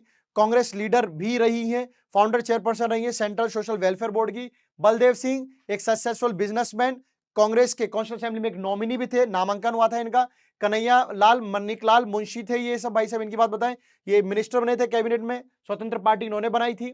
वहीं बात कर ले भीमराव अम्बेडकर, आप सभी जानते हैं कास्ट का तो जो एसटी एससी के खिलाफ लड़ाई लड़ी है, काफी लड़ी है, ड्राफ्टिंग कमेटी के चेयरमैन थे। श्यामा प्रसाद मुखर्जी आप सभी जानते हैं, ये भी कैबिनेट मिनिस्टर बने थे। हिंदू महासभा में इन्होंने बढ़ चढ़कर हिस्सा लिया था और भारतीय जनसंघ के ये प्रेसिडेंट थे। Jawaharlal Nehru first prime minister, interim government के एडवोकेट भी थे और बाद में भारत के पहले प्रधानमंत्री भी बने थे। सो उम्मीद है कि आप लोगों को ये समझ में आया होगा। अभी और देखते हैं नेक्स्ट क्या है बच्चों। सरोजनी नायडू, इनका जन्म आंध्र प्रदेश में हुआ, कांग्रेस लीडर ये भी रही है, गवर्नर रही है उत्तर प्रदेश की। सोमनाथ लहरी की बात करें, ये भी एमएलए रहे हैं वेस्ट बंगाल से। तो जितना जितना इंपॉर्टेंट है आप कर लीजिए, ये वैसे इनसे ज्यादा क्वेश्चन आना नहीं है। कुछ एक नाम तो जो आपने सुने हैं वही इंपॉर्टेंट है, भीमराव अम्बेडकर, टीटी कृष्णचारी, एससी मुखर्जी, सरोजनी नायडू, दुर्गाबाई, बस ये नाम याद कर लीजिए, बाकी तो सॉर्टेड है, कोई दिक्कत नहीं है ना। अब नेक्स्ट देखते हैं क्या है next. So thank you so much. उम्मीद है कि आपको लेक्चर बहुत प्यार से समझ में आया होगा। जितना कराया गया बच्चों बहुत प्यार से डिटेल में देखना, बहुत इंपॉर्टेंट लेक्चर है, काफी इंटरेस्टिंग भी है, आपको पढ़ने में उतना ही मजा आएगा जितना मुझे पढ़ाने में आया। उम्मीद है कि आपको ये लेक्चर अच्छे समझ में आया होगा और आपके लिए काफी सफल रहेगा। मिलेंगे नेक्स्ट सेशन में, तब तक के लिए आप सभी जानते हैं कि भाई साहब हमारा क्या कहना है आप सभी से, हमारा कहना है आप सभी से भाई साहब bye bye and take care बच्चों। अपना ख्याल रखें, अच्छे से खाए पिए, पढ़ाई करें और अपने एग्जाम में बहुत बहुत मार्क्स अच्छे लेके आएं। तब तक के लिए bye bye and take care.